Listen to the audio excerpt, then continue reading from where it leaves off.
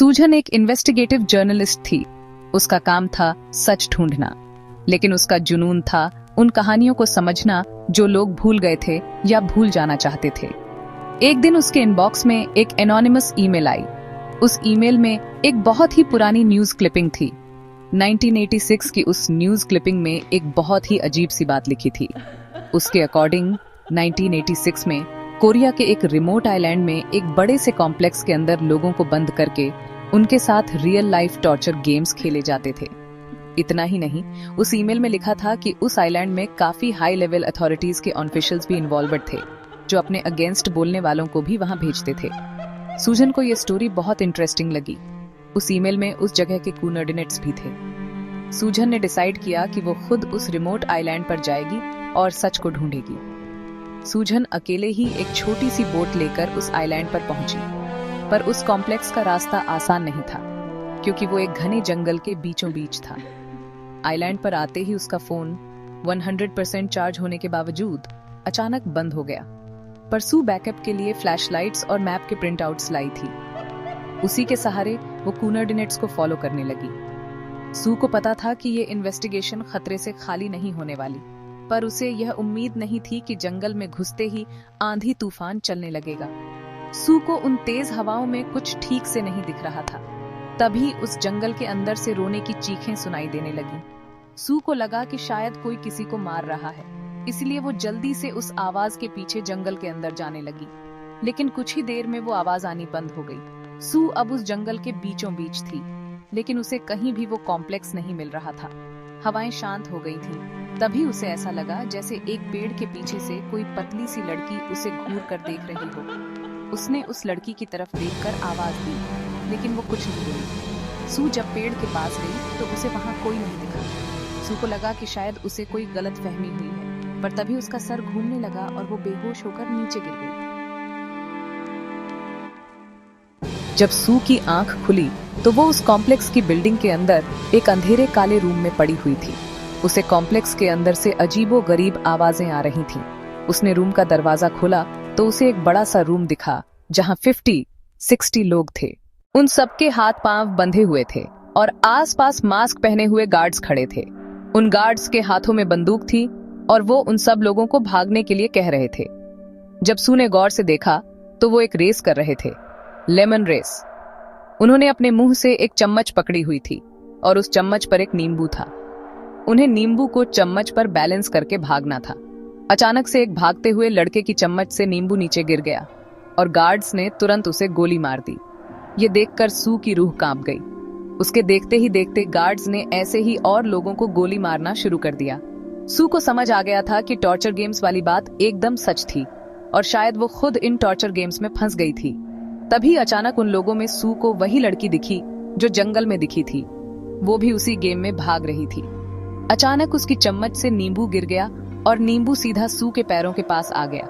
इससे पहले कि सू कुछ समझ पाती, उसकी आंखों के सामने ही गार्ड्स ने उस लड़की को भी गोली मार दी। उसकी लाश सू के पैरों पर आकर गिर गई।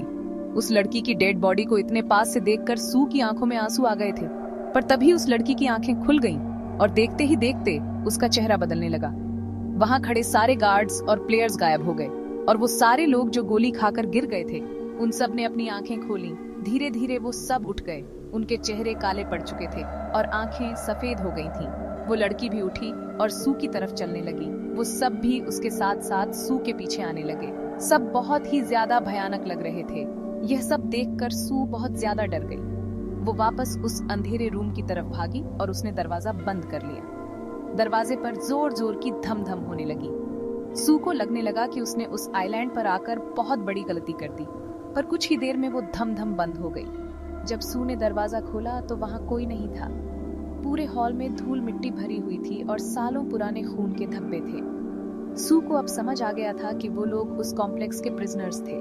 वो सारे भयानक लोग जो उसने देखे, वो उन्हीं टॉर्चर हुए लोगों की आत्माएं थीं। सू ने अपने कैमरा से उस कॉम्प्लेक्स की फोटो ली और किसी तरह वहां से बाहर निकली। जब उसने वापस कॉम्प्लेक्स की तरफ देखा तो उसे वही पतली लड़की फिर से दिखी, जो तुरंत ही हवा में कहीं गायब हो गई। सू किसी तरह उस रात अपने घर वापस चली गई। वो उन गेम्स के खिलाफ एक रिपोर्ट प्रिपेयर कर रही थी, लेकिन उसे 3 बातें अभी भी समझ नहीं आ रही थीं। उस जगह के बारे में उसे ईमेल भेजा किसने, वो कॉम्प्लेक्स के अंदर पहुंची तो पहुंची कैसे, और तीसरी सबसे इंपॉर्टेंट, वो लड़की कौन थी जो उसे बार बार दिख रही थी। सू दिन रात उस लड़की के बारे में ही सोचती रहती। एक दिन उसे कुछ याद आया। उसके रीडर्स उसे जो लेटर्स भेजते थे वो उन लेटर्स को लेकर कुछ ढूंढने लगी। तब उसे एक लड़के का 1 साल पुराना लेटर मिला जिसमें उसने लिखा था कि उसकी फियोनन से किम मिसिंग है। वो कई पुलिस रिपोर्ट्स भी लिख चुका है लेकिन वो कहीं नहीं मिल रही है। आखिरी बार वो दोनों एक आइलैंड घूमने गए थे लेकिन वो उस आइलैंड पर कहीं खो गई है और तब से वो मिल ही नहीं रही। उस लड़के ने सू से उसे ढूंढने की मदद मांगी। जब सू ने वो लेटर पूरा देखा तो उसमें एक फोटो भी थी। जब सू ने वो फोटो देखी तो वो दंग रह गई। वो फोटो उसी लड़की की थी जिसको उसने उस आइलैंड पर देखा था। पर यह कैसे हो सकता था? गेम्स तो 30 साल पहले 1986 में खेले जा रहे थे, तो उस लड़की का अब वहां होना कैसे पॉसिबल था? सूजन समझ गई थी कि वो गेम्स शायद आज के टाइम पर भी उस जगह पर चल रहे हैं। उसने तुरंत वहां की पुलिस को इन्फॉर्म किया और पूरे आइलैंड का एक सर्च ऑपरेशन किया गया। बहुत ढूंढने के बाद वो कॉम्प्लेक्स मिल गया, पर कॉम्प्लेक्स के अंदर कुछ भी नहीं था। लेकिन जब कॉम्प्लेक्स के नीचे खोदा गया तो वहां 1000 से भी ज्यादा स्केलेटन्स मिले। डीएनए टेस्टिंग से पता चला कि उन स्केलेटन्स में से एक उस मिसिंग लड़की किम का था। सबको यकीन तो हो गया था कि उस कॉम्प्लेक्स में कुछ बहुत ही भयानक चल रहा था, लेकिन उन स्केलेटन्स के अलावा किसी भी चीज का कोई प्रूफ नहीं था।